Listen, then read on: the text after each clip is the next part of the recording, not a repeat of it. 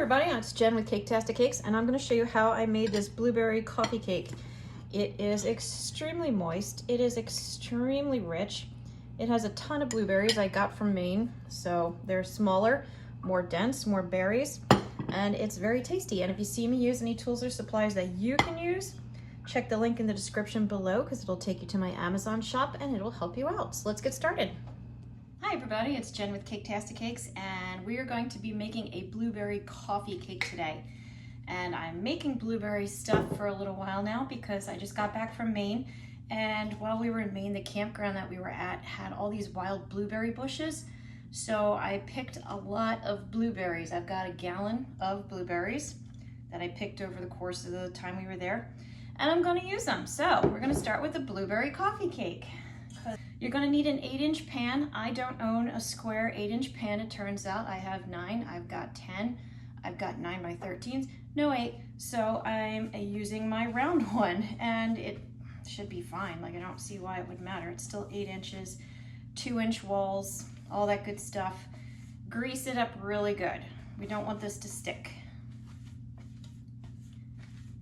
So I'm just using some Crisco, going over it. You can use parchment paper if you need to, but I'm just using some Crisco going all the way up to the top. Make sure you get in the corner, and yeah, it turns out I bake a lot more cakes than I do actually like little desserts, so we're using the round one and it should be fine, not worried. You're going to preheat your oven to 350 degrees Fahrenheit, and then you get started. All right, we're going to start by whisking together our wet ingredients. So I'm going to put my whisk attachment on. You're going to start with a everything is brought to room temperature, by the way. This is not cold right out of the fridge. I've got half a cup of milk.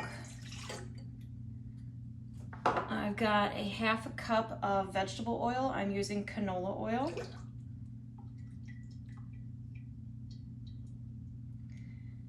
You're going to add a half a cup of your sugar, granulated sugar. I'm going to add 1 egg, again, room temperature.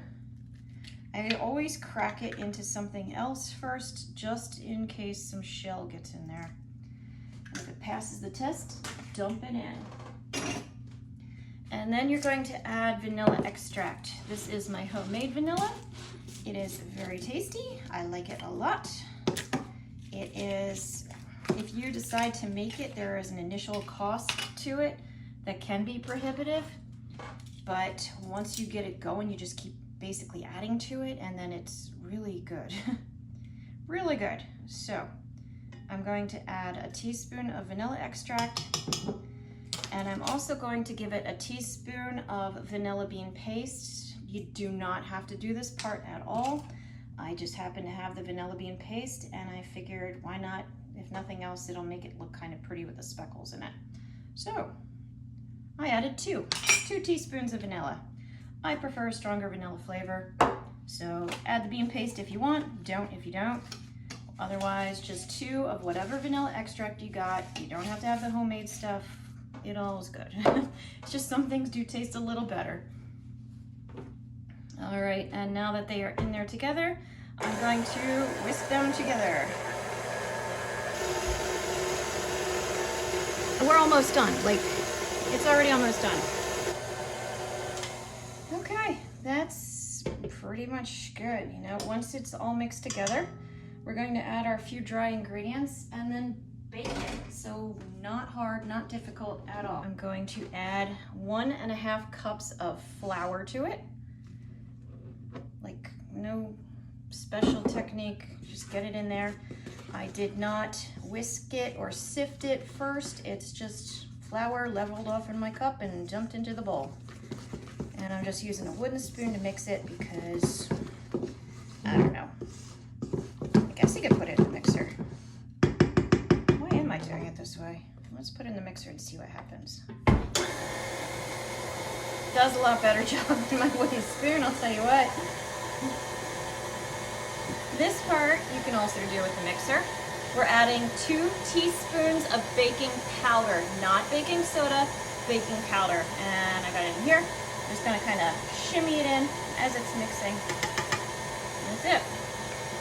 And for the piece de resistance, we've got 2 cups of frozen blueberries. Mine are frozen. You could use fresh or frozen, doesn't matter. If you're using frozen like me, keep them frozen. Don't let them thaw because they release the moisture and it's gonna change your batter. I'm gonna give this a wipe down first with my spatula because I like to be thorough with this.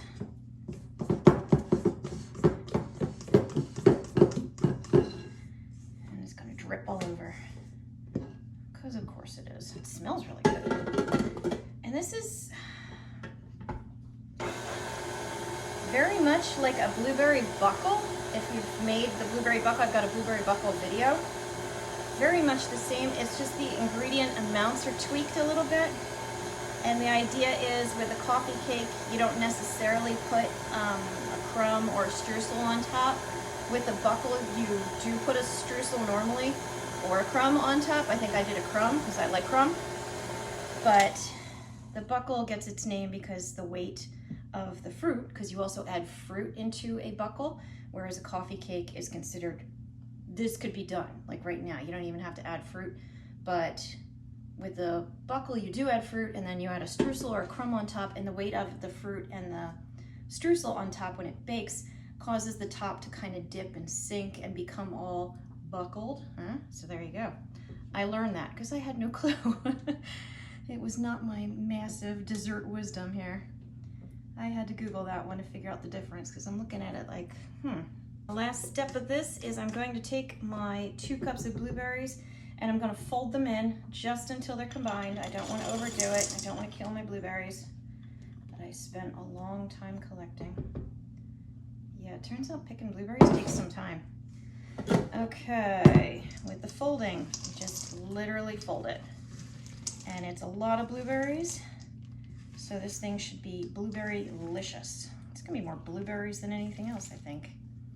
I'm adding 2 cups of blueberries to 1.5 of flour, so blueberries are the #1 ingredient until you add the topping. You don't have to add a topping, but I'm definitely going to add a topping. I'm gonna put this into the pan, and then we're going to make our topping. And at this point too, if you wanted, you could put a layer of your cake down, do a layer of the topping, and then a layer of your cake, and then a final layer of the topping if you want to do it that way. You want to get really, really sugary and indulgent. I'm not going to. I think the blueberries are going to do it for me. So I've got my blueberry mess here. I'm going to even it out. All right, now we're going to set this aside for a moment and make the crumb topping, and then it goes in the oven. Okay, with the power of magic and pause, I have all the ingredients ready to go to make the crumb topping. I like a lot of crumb topping, so I am doubling the amount. So if you want less, you like a lighter sweetness, just half what I'm going to show you. I've got an empty bowl. I've got 1/2 cup of sugar, 1/2 cup of flour, 2 teaspoons of cinnamon, 6 tablespoons of softened butter. This is unsalted, so I am going to add a little bit of salt to it. Otherwise, if you have salted butter, use that. If you don't care about the salt, whatever. It's not going to make or break anything. So put them in, mix them together. Start mashing your butter into your crumbs, your dry ingredients, until you have a nice crumb topping. And I'm using this fork. There are, of course, devices that exist. I try to use the stuff I have in my kitchen. So I'm just using this fork just because it's got nice sharp tongs on it. And I'm just going to do a whole lot of that. So I will be back. I'm going to put this. Right, I've made my crumbs, as you can see, what you'd expect to see on top of a coffee cake most likely. And I'm going to just sprinkle it as evenly as I can. Which is not... Okay.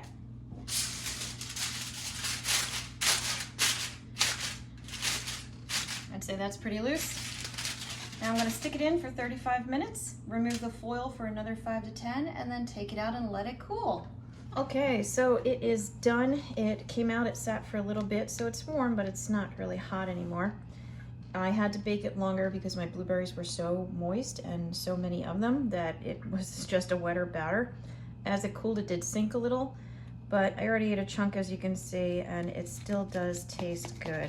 So that's it. There's my blueberry coffee cake. Hopefully I can get it out without it all falling apart and actually show you how nice it came out. So there it is.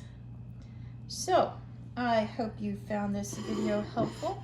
Please like and subscribe because it helps me out as well. I've got a ton of other videos out there, so be sure to take a look. And as always, thanks for watching Caketastic Cakes.